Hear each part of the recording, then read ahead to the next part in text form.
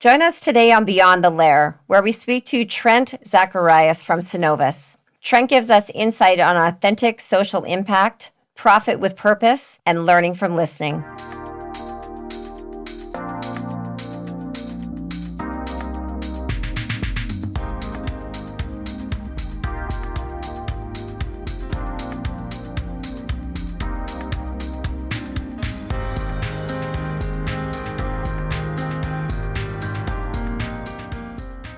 Hello, welcome to Beyond the Lair, a podcast which elevates Indigenous entrepreneurism and organizations that are elevating Indigenous peoples. I am one of your co-hosts. My name is Gina Jackson Montgomery. My traditional name is Cetacia, and I'm a proud member of the Seashell Nation. I'd like to introduce my co-host. Yeah. Hi there, everyone. My name is Dean Montgomery. I am a Cree from Saskatchewan, and I'm just happy to be here with Trent today. And we are very, very excited to get this started. So our esteemed guest today is Trent Zacharias. He is Community and Indigenous Affairs, Sustainability, and Stakeholder Engagement for Cenovus, an energy company. So Cenovus, we're really thrilled, has been sponsoring the Bears Lair for about a year. And Trent was one of our esteemed guest judges that's coming up for the Bears Lair TV show, which is premiering June 4th. So I'd like to welcome you, Trent, to our program today. Thank you, Gina. It's always great to see you. And Dean, of course, nice to meet you. I'm calling in today from Treaty 7 territory in Calgary, Alberta, which is also home to Districts 5 and 6 of the Métis Nation. Fantastic. So Trent, tell us a little bit about Cenovus, first of all, and then we're going to get into your career and where that has brought you, because I know that you've been with Cenovus for just a small little bit of about 18 years. But tell us about the company, and then we'd love to hear about your journey. Sure. You're right. I've been here a while. I can't believe how long or how quickly the time goes by. Cenovus is an integrated energy company. So we have operations all across Canada, the U.S., and Asia Pacific. We're involved in the exploration, production, transportation, and refining of oil and gas. Specifically, I guess, when it comes to Indigenous relations and Indigenous engagement, our biggest focus is really here in Canada and all of our operations, with some of our biggest operations being in Alberta and then into Saskatchewan and a little bit on the east coast of Canada as well. Excellent. And let's start with you. Let's start with your career. Number one, what brought you to this career path, and where did you start? And what are you responsible for now? And I've got so many questions to ask about your journey, but let's start from the beginning. Yeah. I guess really in terms of what led me to doing this as a career, the simplest answer I would say is curiosity. I grew up in a small farming community in East Central Alberta. And one of my favorite things to do as a kid was out on the farmland, you would still routinely find arrowheads. And I remember having conversations with my grandfather about, why these arrowheads were there. And we'd get into these conversations about the Indigenous people, the First Nations people that were in those areas long before, of course, settlers were ever there. And it really struck me as odd, even as a child, that we didn't really learn about it. We didn't talk about it. I wasn't next to an Indigenous community or anything like that. And that curiosity stayed deep inside of me. And I was always really hungry to learn as much as I could about Canada's First People.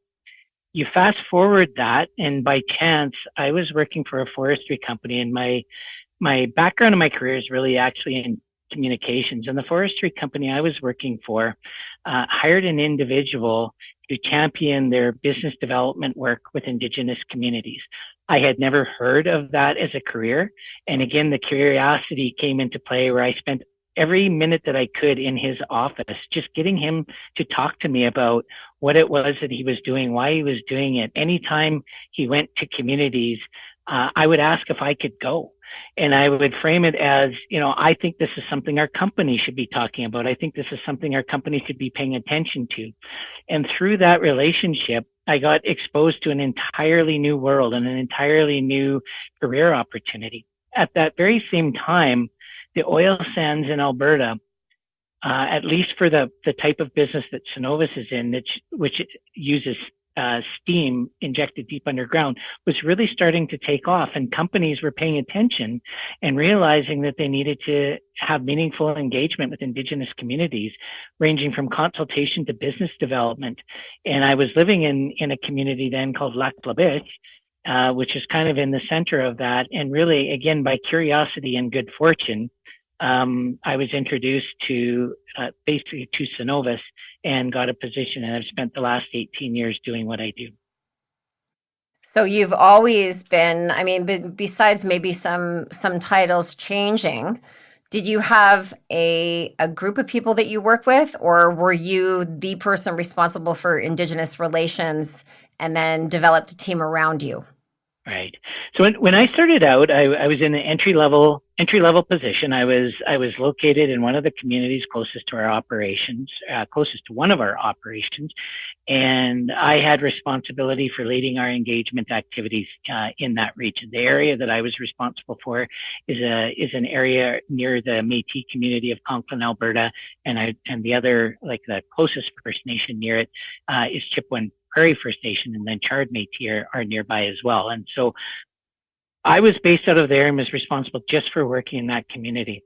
I had an opportunity to move in more of a leadership role in 2010 to lead a fairly small team, but it was my first step into leadership. And that's when I moved from Lac La Biche down to Calgary, and then changed jobs a couple of different times. And after Cenovus bought Husky Energy in late 2020, early 2021, then that's when I moved into the director position and had a much broader responsibility than I had at any other point in my career. It's amazing. 18 years ago, Indigenous inclusion was, I don't even know if the term was phrased at that point. It just come around.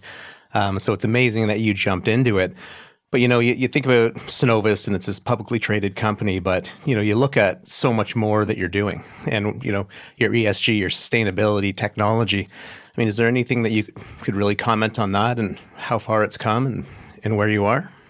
Yeah, for sure, Dean. I mean, a lot of change in 18 years, and I've seen a lot of progress and development, maturity in the relationships between industry and Indigenous communities, particularly in the areas where Cenovus operates. And I can't say it's just us. I think our industry as a whole has really embraced the opportunity to work with the Indigenous people that are near our operations. And you've seen sort of the changes over time in terms of what's important in those relationships. I mean, there's certain things that have been mainstays, like respecting Aboriginal and treaty rights. I mean, that's table stakes. You have to do that. You have to do meaningful consultation. You have to have relationships that are built on mutual trust and respect, and being engaging with one another, not when you want something, but because you genuinely want to be welcomed into the region.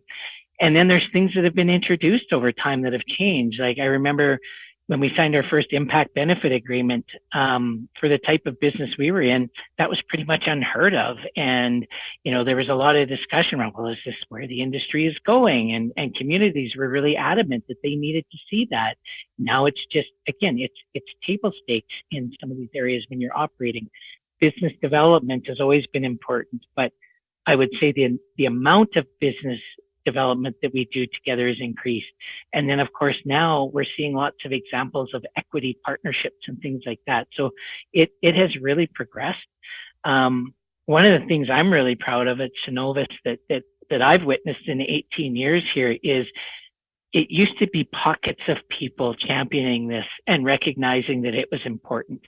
And I will admit, like in my career, I would know who those people were, and I would seek them out in the organization as advocates and allies to push forward this important work and make sure that the Indigenous communities that we were working with were getting to benefit. I look at it now, and it's just part of how we do business.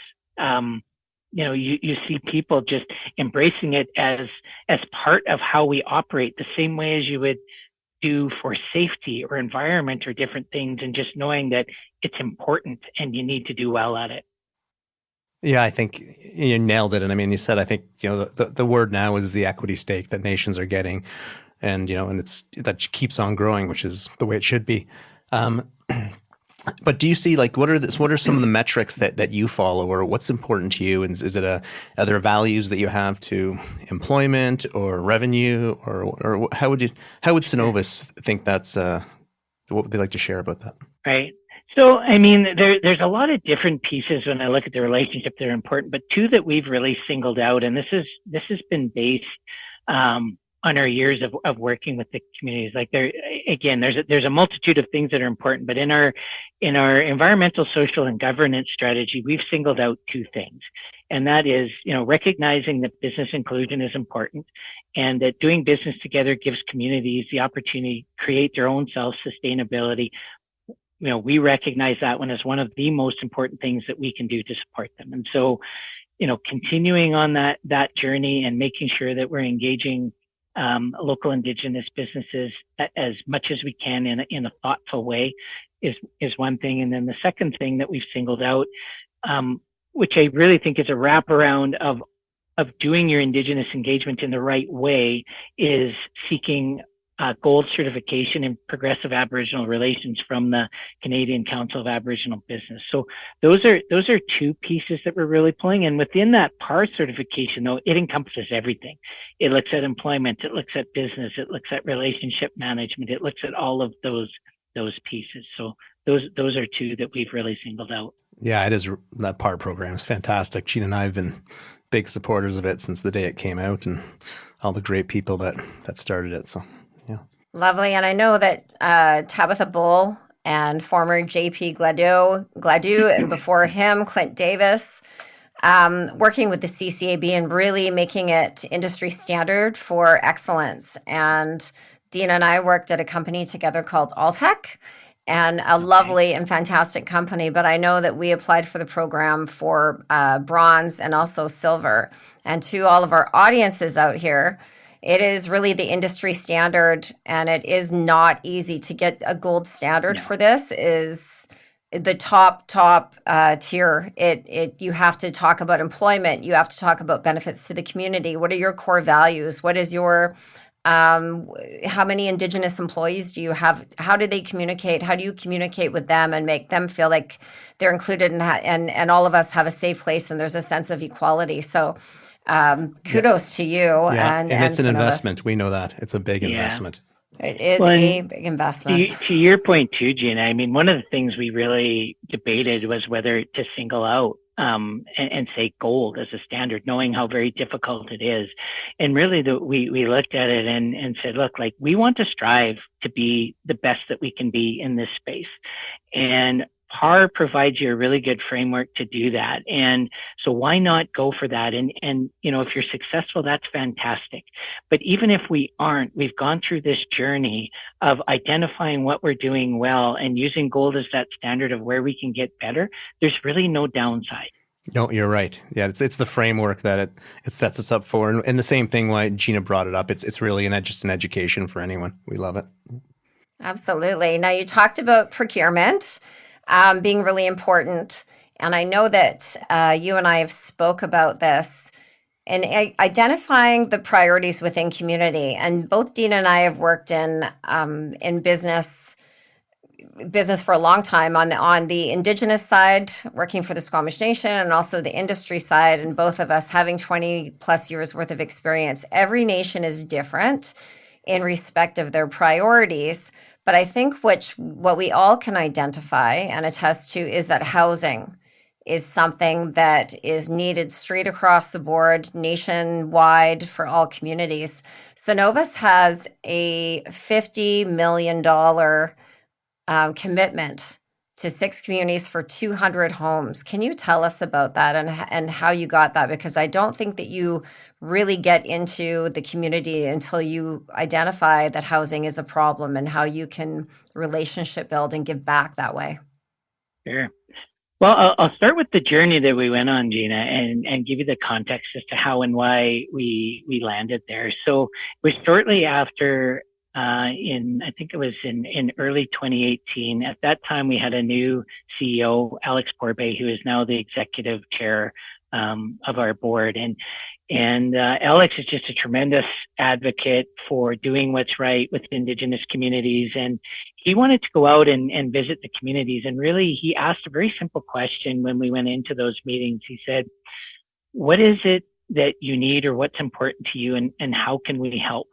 And in every single one of the communities that we visited, not surprisingly, housing was number one, because unfortunately, I think you could go to every corner of this country in any Indigenous community, and you're going to see that housing is something that is in critical need. And so, something that I look back on that decision, and Alex came forward and said, well, we need to do something about this. And typically, I think industry would shy away from doing something else because, we would look and say, that is clearly government responsibility. We want to support nations, but this is kind of our lane over here, and over here it isn't. And Alex is just one of those tremendous leaders that I would say more than anybody I have ever worked with has leadership courage. And he looked at that and said, well, that's really not a good reason for us not to do it. Let's do something. And so we put together a proposal looking at those 6 nations to figure out what could we do to make a meaningful impact. And that's where we came up with the idea of investing $50 million to build homes. Now that's probably going to be, by the time all is said and done, a little bit closer to $60 million, because we integrated a training program into it, and we increased the funding, recognizing that coming out of COVID, the cost of construction had gone up, and it was really important to us that we get to that 200 home mark. So we're about 121 homes in right now, and we're kind of on the home stretch. Amazing. Can you name off some of the nations that Sure. that are benefiting from this? And then how do you choose 6 nations? Right. Right? So the 6 nations that are part of this right now is Cold Lake First Nations, Beaver Lake Cree Nation, Heart Lake First Nation, Chippewa Prairie First Nation, the Conklin Métis, and the Chard Métis are the 6 nations that are in it. And really, we chose those nations because at that point in time for our company, when we did this, going back the assessment in 2019 and then launching in 2020, our 2 biggest assets then were our 2 biggest oil sands facilities, which are still in operation today. And those 6 communities are core communities that really, when I look back for at least the past 18 years that I've been here anyway, those are the 6 nations that we've consistently worked with, consulted with, engaged with relative to that project. There's different ones that we deal with kind of off and on through that, but those 6 were the ones that, going back for a fairly long period of time, that we've consistently worked with. So we felt like that was a good place to start. Excellent. And I know that we all talk about procurement. So, in respect of building those homes, do you resource and reach out to the community first and foremost in respect of who is skilled to project manage or do trades or a foreman or construction or anything like Right. that? Yeah. So one of the things we heard really early on from the communities was they wanted to own it. They wanted to own the construction in their communities, and that matched up well for our expectation too. Because we looked at it and said, look, like, we know there's a need. We have some skills that can be helpful, but we also don't want to be in the housing business. There are far more competent organizations, or, construction companies that can do that. And so we leave a lot of that decision with the communities. So the communities are selecting the home, where they're going to get their homes from. Some are doing ready to move homes. Some are doing construction on site. What we've done is we've used our supply chain management expertise and people to negotiate reduced rates with some of those companies. And then, on everything from the construction through to even the furnishings of the homes, doing that. And then the other thing that we always consistently offer is, we've built multi-billion-dollar oil sands projects. doesn't necessarily translate over to building a home, but there's some core competencies and skills that, regardless of whether you're building a home or building a facility, can be helpful. And so what we've offered to communities is, during this construction process, you have access to our expertise. If you need to talk to a supply chain person, if you need to talk to an engineer, we have those people available to you. Feel free to use us as you see fit.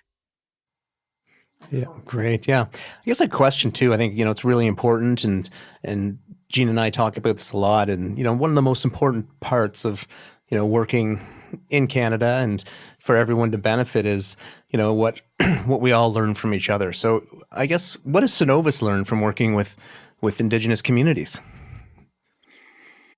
I think the importance of listening. I think that's probably the most important thing, and that's something that I know I consistently remind myself of.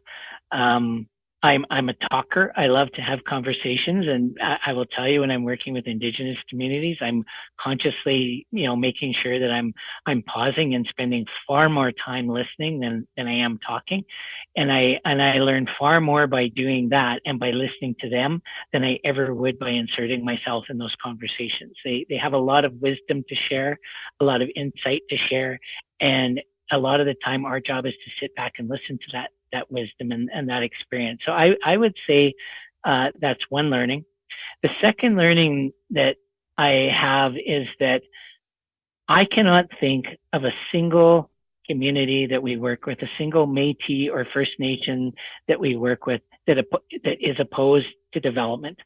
I think wherever we operate, they're very much in favor of responsible development, participative development, being a part of it. And I get discouraged sometimes when you look in mainstream media, and if you didn't know better, you would think that there's this pitting against one another, and that really is never the case. Like, our relationships with Indigenous communities wherever we operate are good, but they have a very reasonable and firm expectation of us, and that is that they should benefit from what we're doing. And I think any of us would want the same thing if we were in that same situation. Yeah. And I think, one thing that we've always found too is that just as a company grows with the nation partnership or any community, is the corporate culture. It can't help but gain so much from the communities and themselves and the values and, and the land where we're working. And I was wondering if you had any comments on that. Yeah, I mean, the value of traditional knowledge in everything that we do is incredible. And I think, we need to make sure that we're paying more attention to that. I was chatting with someone this morning about an example of that I'll never forget, very early in my career. And it has always stuck with me and served as a bit of a guiding light to me too, in terms of how to approach the discussions with the community and making sure that we do listen to that traditional knowledge. Is we were proposing to drill a well in an area in northeastern Alberta, and I was managing the consultation at the time, and I was sitting down with a group of elders, and this was in Chippewa Prairie First Nation, and one of the elders pointed on the map where we were proposing this well, and he said, "Why are you putting that well there?" And I was getting, prepared for this discussion around, traditional usage, or maybe it was a site of critical importance, because that often will come up. And he said, "No, that area there, that's swampy. You don't want to put a well there." And he pointed at another spot on the map and said, "This is a much better location." And I brought it back internally, and we had some discussions. People were like, "I don't know. We're pretty firm that this location we picked is good, but we'll go out and we'll take a look." Sure enough, they go in and they take a look, and the spot that the elder chose was higher ground. It was good clay foundation. It was a much better suited location for that well than the one that we chose, thinking that we knew that it was a better location. So, I mean, and that's just one example. But the value of traditional knowledge and incorporating that when we can. And again, going back to listening to that elder and then taking that information back. I think that's a really excellent point, because from where you have the traditional knowledge keepers, but just the members that walk on that land, that hunt on that land, that have gone for walks, that have grown up within that territory, opposed to somebody that's taking a look at a map and the elevation and not being able to do, even if they do a site visit, not being able to see the right places. So I think Yeah. I believe that so much is that leads to my next question of authentic consultation. So I know that Cenovus does a really great job, and behind many companies like Cenovus, like yourself, there's great people that come in with full intentions of trying to be authentic, to go in and consult with Indigenous communities. What is your advice for new companies going in that are much smaller, of course, but their initial consultations with Indigenous communities? I know what I think, and what I know.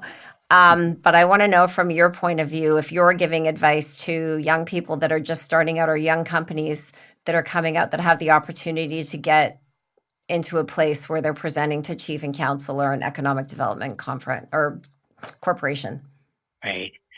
I mean, I think, there's a few different things to keep in mind. And I will say we do this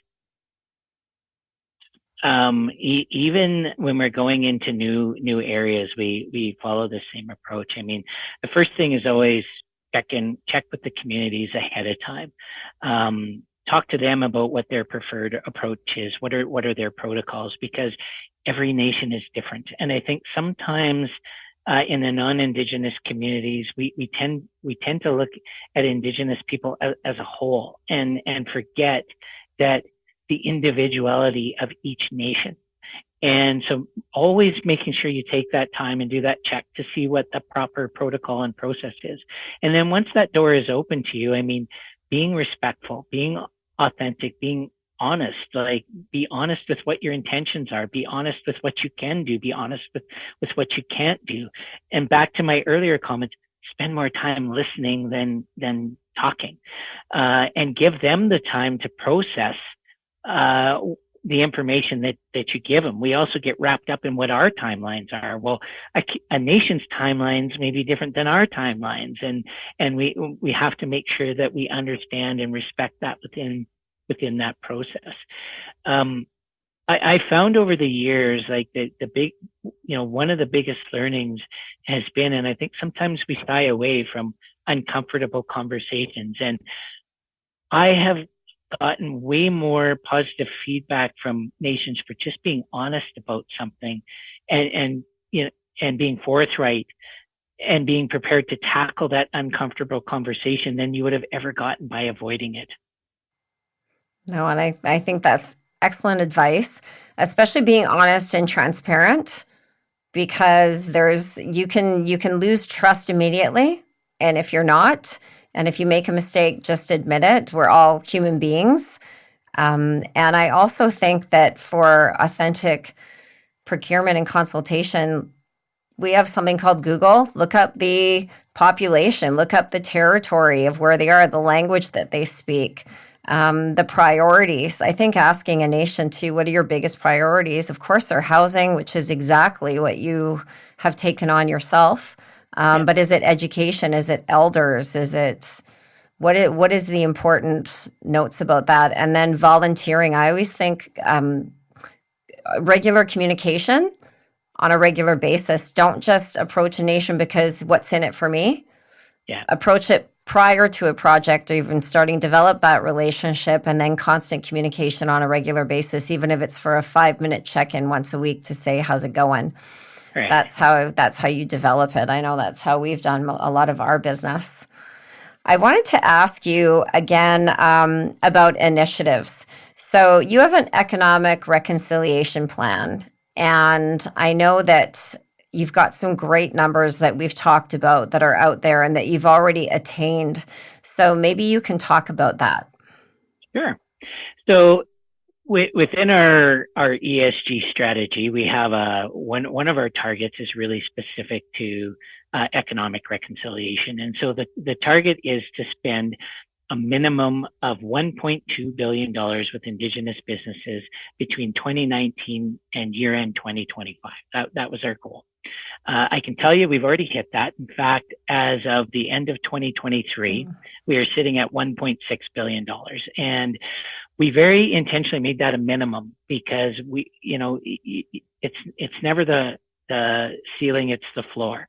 And so from this point forward, it's really how much can we overachieve on that? I mean, we didn't. I'm not going to say we went about knowing that we absolutely knew we'd hit the 1.2, but if I knew that if we did things the way we were doing them, if we have the continued buy-in and leadership support, it was very, very attainable. And everybody has really rallied around that. One of the benefits in ESG targets is it rallies the organization around a common purpose, a common goal. And I really credit that for us being, able to hit that.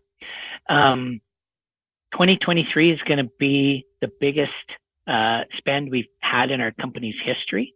We haven't publicly disclosed it yet, but we're going to come in at around $660 million in spend with Indigenous businesses in 2023 alone.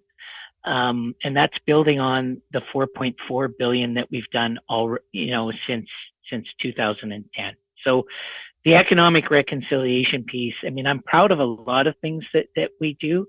But I really look at that, and why I love that is because it's creating opportunity within the nations themselves and allowing them to generate wealth that they can direct within their nations.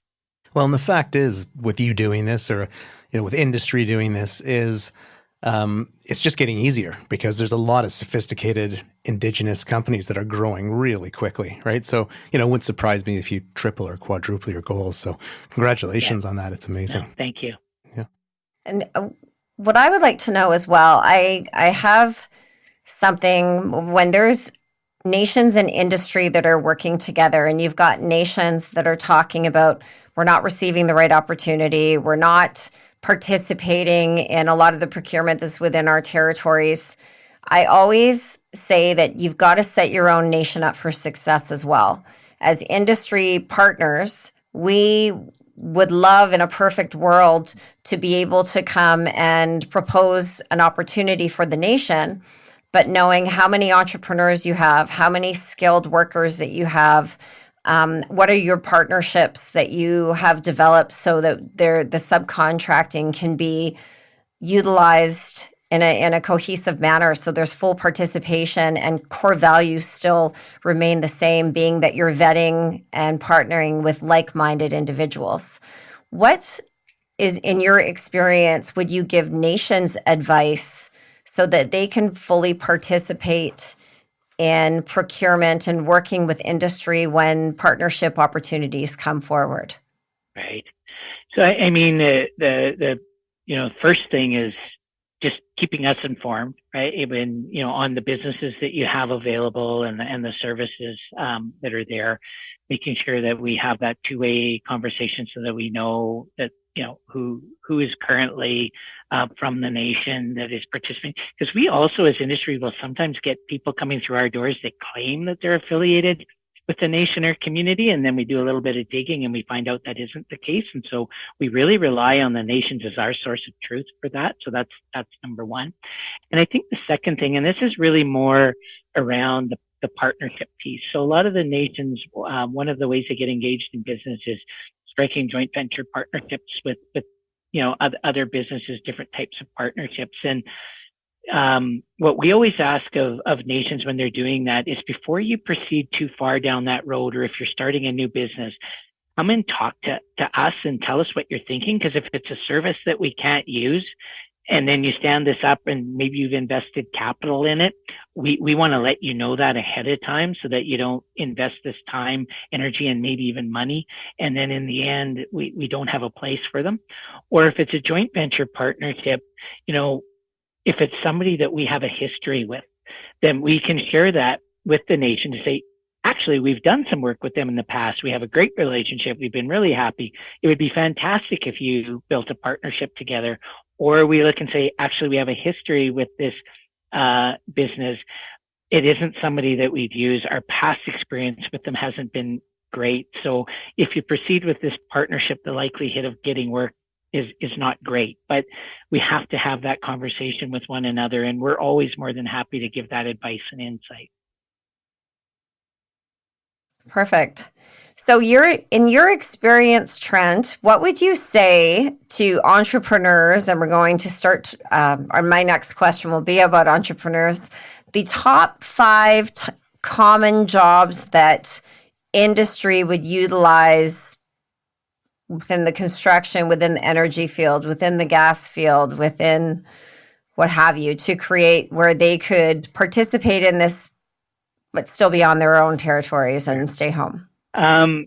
Great question, Gina. And I would say that the first advice I would give anybody, so you don't run out and immediately go and start the businesses that I'm about to talk about, is different types of oil and gas business would have different needs. So even when I look at Cenovus, our oil sands versus what our conventional would require would be different versus what our midstream would require, our downstream would all be different. So when you're thinking about those things, just make sure they reach out, talk to their contacts at those companies, and just confirm what those business needs are. When I look at the top five probably opportunities, and they also would probably line up with the top five spend areas that we have with some of the Indigenous businesses we use. Maintenance. I mean, when you're operating a facility, very different than when you're investing capital. Like construction related businesses, you're going to do that during your construction, but then quite often after that, you don't have those same needs. Maintenance is something that you need through the lifespan of a project. So I think there's a multitude of different maintenance types of services out there. I think that's always a good one to look at. Kind of in that same vein is well servicing. We've got some really successful companies that work for us that are Indigenous owned. Pimi Well Servicing is a great example. They've been with us for well over a decade, and very consistent, predictable work. Camps and catering for some of the bigger projects. We've got some fantastic long-term vendors that we've used there as well. Primco Dene, which is owned by Cold Lake First Nation. Any of the big operators that have camps, it's a great, it's a very good business to look at. And then heavy equipment. There's always a need for heavy equipment, whether you're constructing or whether you're doing some of the road maintenance. The needs may change, from construction through to maintenance in terms of what you need, but we always have a variety of equipment on our sites. The cautionary note I would put on the equipment side is, if I look at the one type of business that a lot of the nations are into, it is heavy equipment. So just making sure that you're looking at that and making sure that the market isn't already saturated with some Indigenous owned businesses, because competition is good, but to a certain point, maybe it becomes too many service providers in a certain space. Yeah. Do you think, are there other professional services as far as, I don't know, accounting, engineering, design, anything like that? Great question. And there should be. I mean, when I look at our top five spends, it's not in there, but I actually think that's an opportunity. I think if there's an area I would look at to say it's largely untapped, I think it would be in exactly those types of spaces. It's not that there aren't providers out there already, but I think there's probably a little bit more running room in those kinds of spaces than there are in maybe the more operationally focused areas where a lot of the nations are pretty well engaged in those areas already.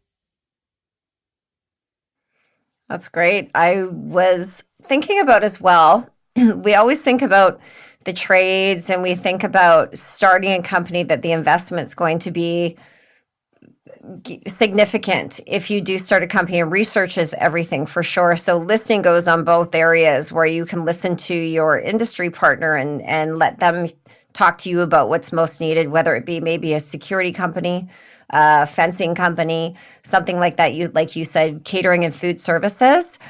But I also think that Cenovus is a big advocate for supporting entrepreneurs with whether it's corporate gifting, whether it's installations for your facilities, what have you. That is also something that people can think of. You're doing what you're doing anyway, but reaching out to Cenovus, who would they reach out to? that have the artists that would be able to do corporate gifting, that would be able to participate in supplying swag for areas that you're doing networking events and conferences. Right. I mean, the one-stop shopping is really within my team. So within my team, we have an individual who is responsible for Indigenous business development and procurement. It's not to say that we're the ones writing the contracts, but one of the learnings from communities early on was they're like, we don't know who to talk to. Your companies are so big.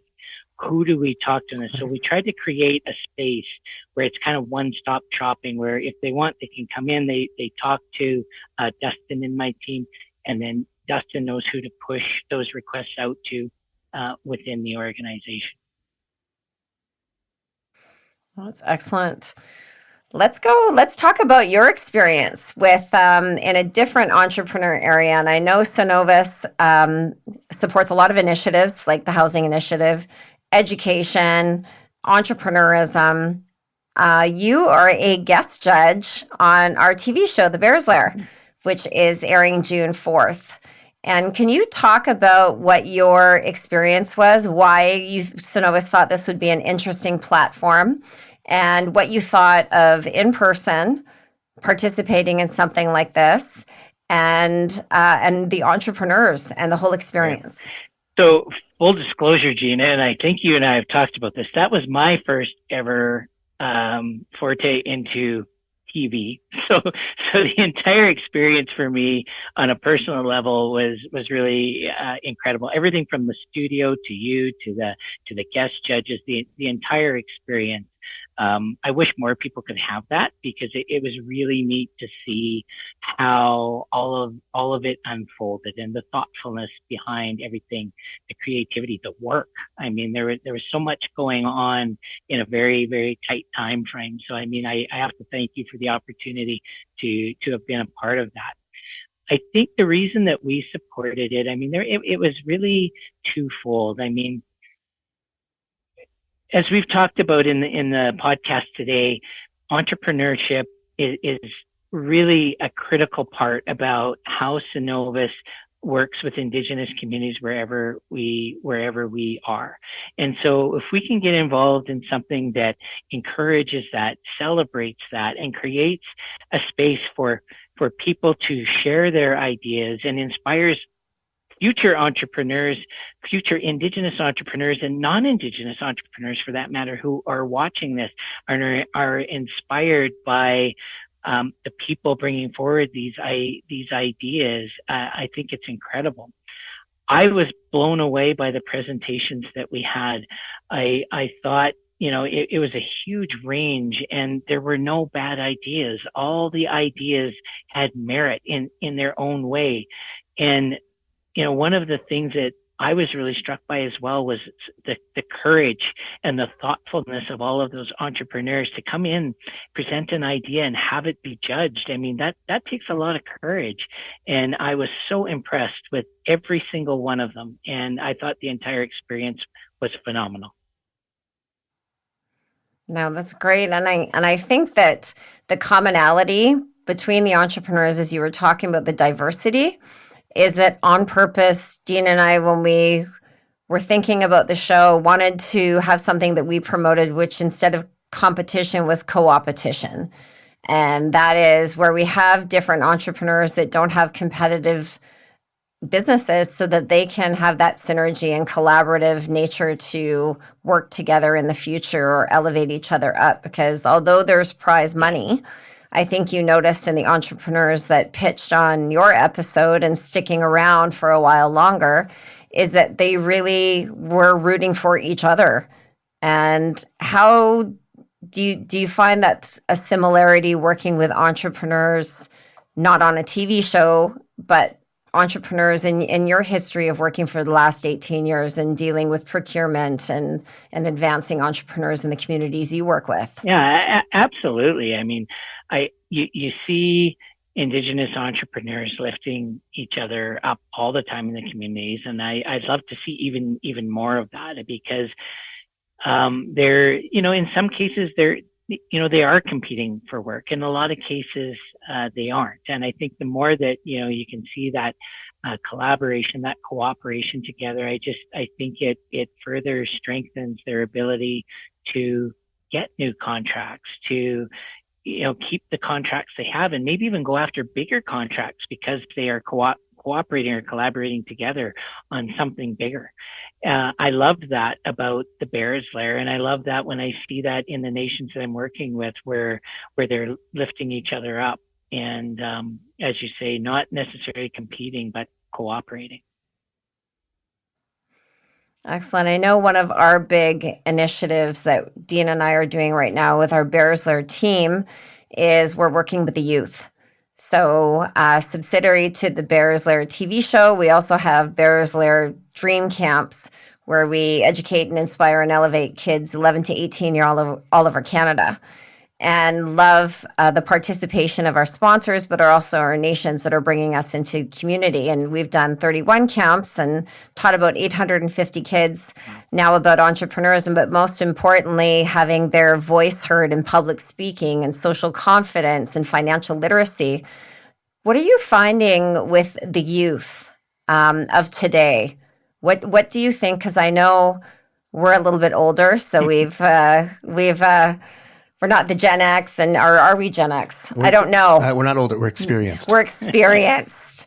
We're experienced. But what are you finding with the youth today? That because I know that as an Indigenous person, our ancestors, our great aunties, our uncles, Chief Gibby Jacob, as you know very well, was on our program last episode. And he talked about his teachings, and he's having a documentary called, I think it's called Back to the Fire or something, where it really teaches traditional teachings. But I think people like that have really elevated the youth today, that they can be whoever they want to be. What do you see? What does Cenovus see for the youth, for the new trades that are coming up, for the new employee opportunities and the entrepreneurs and the youth of today?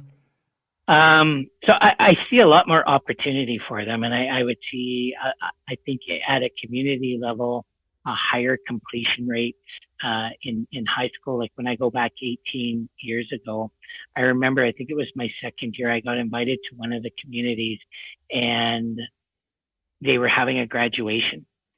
And they invited me, and I have to admit, like I wasn't as knowledgeable then, hopefully, as I am now. I've learned a lot by listening to the communities, and I thought, well, this is interesting. It's a high school graduation. What I failed to realize until I got there was that was their first group of grads in a couple of years. Fast forward to now, and I know specifically in that community, they have graduates every year, and so I'm seeing the completion rates, the capacity in communities is definitely increasing.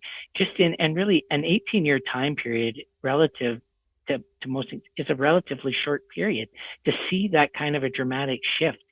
And so I'm seeing a lot more completion rates, people pursuing those entrepreneurial opportunities, but also on the other side of that, furthering their education.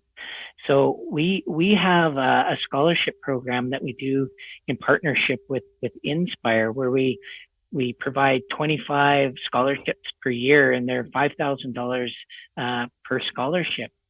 In some of our earlier years, those would have been undersubscribed. Like we may not have even given out all of them, or we would have had to really challenge and go back and encourage people to apply.